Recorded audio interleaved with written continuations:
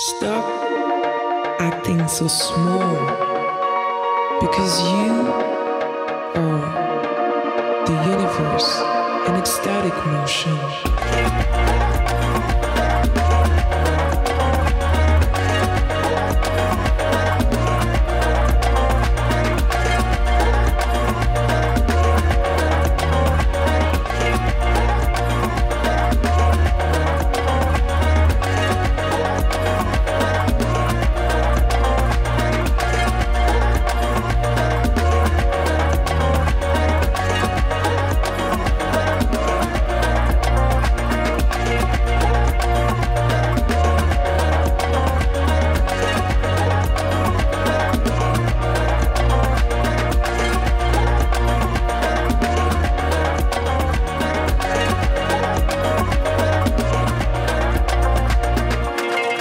Yannick Guillodeau, qui est ici, qui est médecin, va nous faire une petite présentation qui est un prologue à cette table ronde qui nous attend dans un quart d'heure.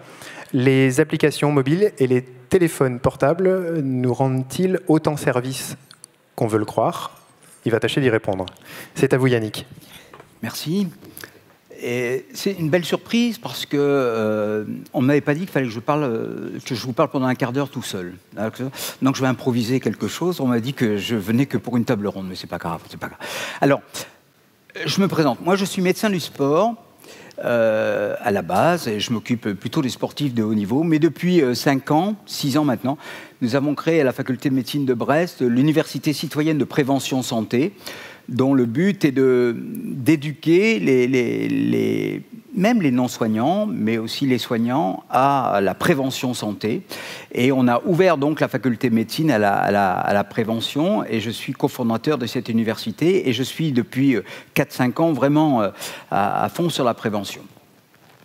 Et quelle est la relation entre prévention et smartphone? Eh bien, je me suis rendu compte qu'il y avait une relation très, très étroite. Je m'explique. Pour moi, les 3 grands piliers de la prévention santé, c'est plus bouger, donc lutter contre l'inactivité physique et la sédentarité, 2, mieux manger, c'est-à-dire que c'est moins manger, mais aussi mieux manger, notamment par rapport à l'alimentation ultra transformée qui est l'alimentation industrielle. Et puis le 3e pilier, qui est souvent oublié dans la prévention, qui est mieux dormir, bien dormir. D'accord ?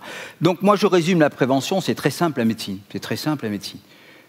Plus bouger, mieux manger, bien dormir. Si vous avez ces 3 piliers-là de bonne santé, en gros, eh ben, vous allez vivre 7 ans de plus en bonne santé. Facile. Quelle est la problématique de la santé en France? Actuellement, on est un des pays. Alors, il y a l'Espagne et l'Italie qui nous débordent un petit peu, mais pratiquement pas. On est un des pays où on vit le plus vieux. La moyenne, l'espérance de vie en France est de 82 ans pour les femmes. D'accord? Donc, on est pas mal là-dessus. Sauf que moi, l'espérance de vie totale, ça ne m'intéresse pas. Moi, médecin, ça ne m'intéresse pas. Finir les 10 dernières années de ma vie dans un EHPAD à ne pas reconnaître mes enfants et mes petits-enfants, ça ne m'intéresse pas, ça. Ça ne m'intéresse pas. Alors, ça fait la une des journaux et ainsi de suite. Oui, la France a 82 ans, je m'en fous. Ce qui m'intéresse, moi, c'est l'espérance de vie en bonne santé. Ça m'intéresse. Or, l'espérance de vie en bonne santé, mesdames et messieurs, en France, c'est de 64 ans. C'est-à-dire que vous avez fait des débats comme moi, vous avez vu des gens dans la rue comme moi pour la retraite à 64 ans, ben voilà. À 64 ans, en moyenne bien sûr, on rentre dans ce monde terrible d'une violence inouïe qu'est le monde des malades. À 64 ans, on rentre dans le monde des malades en France. En Suède, 72 ans. Il y a une différence quand même. Vous gagnez 8 ans de vie en bonne santé. Ça vaut le coup, ça, quand même. Et quel est le secret de la Suède? La prévention. Ils ne sont pas meilleurs que nous dans la médecine dite curative. Ils ne sont pas meilleurs que nous. D'accord? Même, on serait plutôt meilleurs qu'eux. Par contre, dans la médecine préventive, on est nul. Tout simplement nul. On perd 8 ans par rapport aux Suédois d'espérance de vie en bonne santé. Pourquoi? Parce que nous, parce que ça ne dépend pas que des médecins, ça dépend aussi de nous tous, on ne se plie pas à la prévention. Alors je balaye devant ma porte aussi, c'est vrai que dans notre formation médicale, la formation de tout le monde paramédical, la formation à la prévention, elle n'existe pas. Elle n'existe pas. Moi, quand j'ai fait mes études de médecine, jamais on m'a parlé de prévention. Et puis, c'est pas noble, la prévention. Nous, médecins, on aime bien le malade, bien difficile, là, où on va faire un staff, et puis on va le sauver, on va le tirer de là, et puis le malade va dire voilà, on aime bien ça, on aime bien, de temps en temps, on n'est pas que des héros, mais de temps en temps, on aime bien être amené à ça, quand même. La prévention, pouf, qui va vous remercier de lui avoir évité une maladie? Pouf, personne ne vous remercie de ça. Donc, on perd un peu de notre gloriole, je dirais, nous, médecins ou hommes de soins et femmes de soins, par rapport à ça. Donc, voilà. Et puis, il n'y a pas de culture. Il n'y a pas de culture. Et il y a surtout des lobbies. Il y a surtout des lobbies. Je prends un exemple dans les lobbies. Environ, je dirais, dès les années 70, on a prévenu les politiques que la cigarette, le tabac passif, c'est-à-dire même celui qui ne fumait pas, mais qui était dans une ambiance fumée, donnait aussi le cancer du poumon. C'est-à-dire que je suis dans une ambiance de fumeur, je ne fume pas, mais je veux aussi me choper le cancer du poumon. Les médecins informent les politiques que c'est pas terrible cette histoire. Et là, on va mettre des années. Pendant ce temps-là, des gens meurent alors qu'ils ne fument pas. Ils meurent du cancer du poumon alors qu'ils ne fument pas. On est d'accord? On ne parle pas de bobologie, là. On parle de mort. Mais le politique, voilà. Et puis finalement arrive M. Evin qui dit quand même allez, hop, on fait une loi et on interdit de fumer dans les locaux. D'accord? Alors, si vous êtes un peu curieux, allez voir ce que disaient les micro-trottoirs de l'époque. Toutes les boîtes de nuit allaient fermer, tous les restaurants allaient fermer. Ça allait être une catastrophe d'interdire de fumer partout. Rien ne s'est passé. Il y a toujours des boîtes de nuit, il y a toujours des restaurants et ça se passe très bien. Et puis, les non-fumeurs, ils n'ont plus de cancer du poumon. C'est bien aussi, quoi. C'est pas mal quand même comme idée. Mais il a fallu quand même énormément d'efforts au niveau des associations, au niveau du pouvoir médical et puis du pouvoir politique, quelqu'un de courageux qui prenne la décision de. Mais M. Evin prend une décision aussi sur l'alcool. Et vous avez vu cette décision sur l'alcool, la loi HTPT, je vous la fais courte, mais il y a 5 ans, ou non plus, un peu plus longtemps, c'est Mme Bachelot qui était ministre à l'époque, elle a été détricotée. Maintenant, vous avez le droit de faire de la publicité sur l'alcool. Fabuleux. Fabuleux. Un tiers des Français boivent trop d'alcool. Un quart des Français boivent trop d'alcool. Donc, un quart des Français vont probablement, même sûrement, avoir des ennuis avec l'alcool. Mais on peut quand même faire un peu de pub quand même. Parce que là, pareil, on revient à ce que je vous disais tout à l'heure, nous, Français, c'est différent. On arrive à vous faire comprendre que le vin, parce que c'est une spécialité française, c'est pas de l'alcool. C'est fabuleux quand même. C'est fabuleux en tant que médecin quand j'entends ça. Je trouve ça absolument extraordinaire. Oui, mais le vin, et là, vous retrouvez les lobbies avec des experts maison, sûrement bien payés. C'est pour ça que j'aurais peut-être pu mieux gagner ma vie si j'avais des experts. Et puis je vous ponds, j'arrive à vous trouver des arguments comme quoi le vin rouge, peut-être qu'un peu sur le cholestérol. Enfin, c'est n'importe quoi. C'est n'importe quoi. Sauf qu'on s'en gave dans les réseaux sociaux, on s'en gave dans les journaux de ça, que finalement, le vin rouge, c'est bon pour les artères, et puis certainement que la bière, c'est bon pour les reins, et puis le whisky, ça doit être bon pour le cœur. Enfin, on arrive toujours à trouver un expert qui arrive à trouver un truc, quoi. À partir du moment où vous défendez les lobbies.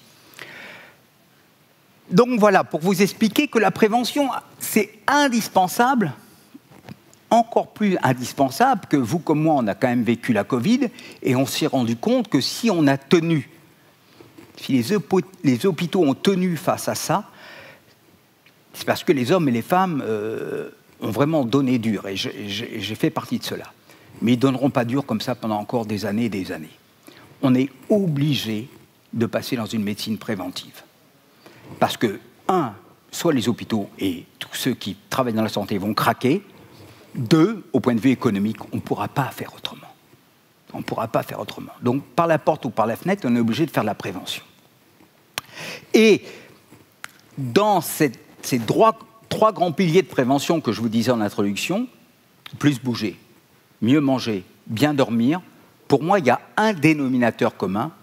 Donc, ces 3 modes de vie que sont la sédentarité, l'alimentation et le sommeil, il y a un dénominateur commun qui attaque, qui pourrit ces 3 piliers de bonne santé, le smartphone. Vous allez mourir du smartphone. Alors, je vous rassure, moi aussi, je ne suis pas mieux, parce que ma femme n'est pas là, mais si elle était là, elle me dirait « tu vas mourir avant les autres », parce que je suis un dingo du smartphone. Mais le smartphone nous tue. Alors, je vais essayer de vous montrer rapidement pourquoi. Plus bouger.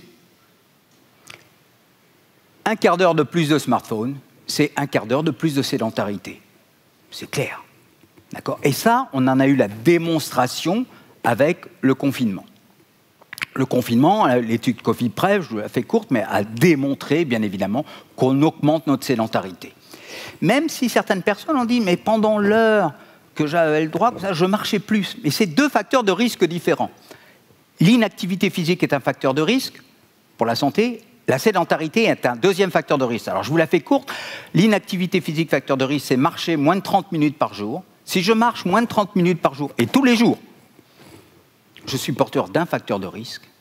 Si je reste plus de 8 heures assis par jour, je suis porteur d'un deuxième facteur de risque.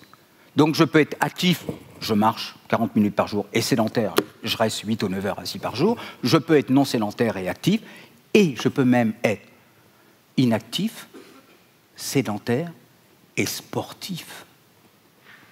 Le sport n'élimine absolument, et c'est le médecin du sport qui vous parle, n'élimine absolument pas la sédentarité. La sédentarité n'est éliminée par rien du tout. Or, la sédentarité, comme je vous ai dit, un quart d'heure de plus de smartphone, c'est un quart d'heure de plus de sédentarité. Et pendant le confinement, on a bien vu, l'étude Covid-Prev, on augmente notre temps de sédentarité. Et on se rend compte, avec les mois qui passent, qu'on ne revient pas en arrière. On est pratiquement à 70%, tous, de sédentaires. Nous sommes, ce n'est pas l'exception, les sédentaires, on est 70% à être sédentaires. Un facteur de risque. D'accord ? Deuxième facteur de risque, la malbouffe. En quoi le téléphone, le smartphone ? Eh bien, c'est le marketing. Le marketing alimentaire, il est terrible sur le smartphone. Il est terrible. Je peux bouffer n'importe quoi, il suffit que je pianote, je mange chinois, italien, ou comme je veux, ça a porté et tout pas. En attendant que ça arrive, je bouffe des chips qui ont été construits par l'alimentation, l'industrie alimentaire, qui nous rendent des produits plus addicts. C'est terrible ce métier, l'industrie alimentaire. Ils vous créent des chips qui vous rendent addicts à la chip. C'est fabuleux, les croustilles, comme disent nos amis québécois, n'est-ce pas ? Et puis, moins de sommeil. Sachez qu'une heure de sommeil en moins, c'est 20% de plus de diabète de type 2.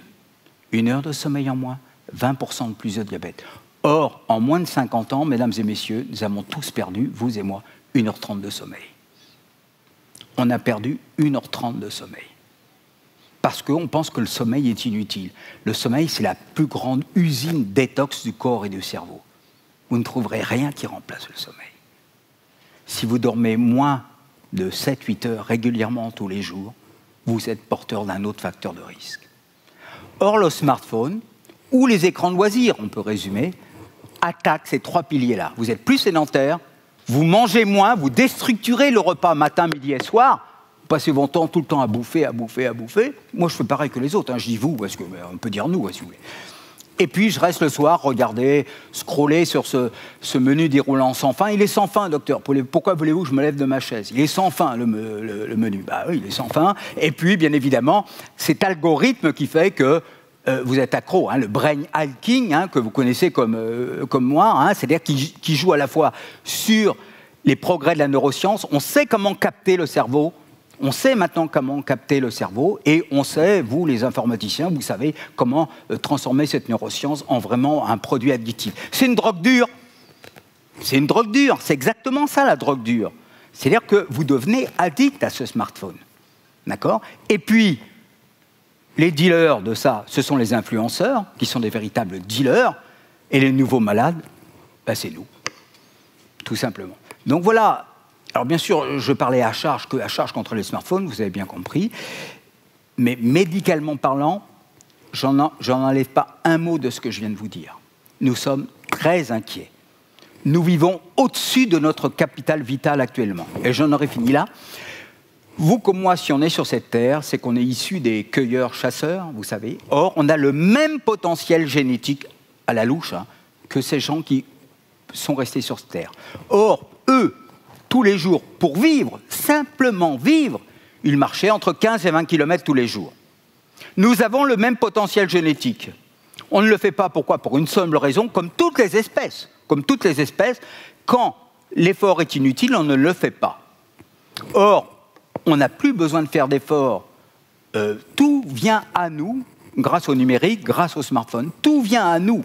Pourquoi voulez-vous que je me lève pour aller faire des courses? Parce que le drive m'apporte les courses. Pourquoi voulez-vous que je me lève pour faire de la cuisine chinoise? Parce que je téléphone et on m'envoie du chinois. Et pour une fois que je sors dehors, le téléphone me dit encore où est le plus près, le hamburger le plus près, parce que, oh là là, il y en avait un à 1 kilomètre, oh, s'il y en avait un plus proche à 100 mètres, ça serait mieux. Et il me le donne. Tout est fait pour que je fasse rien. Et je fais rien, et je meurs. Voilà, tout simplement. C'est clair ce que j'ai dit?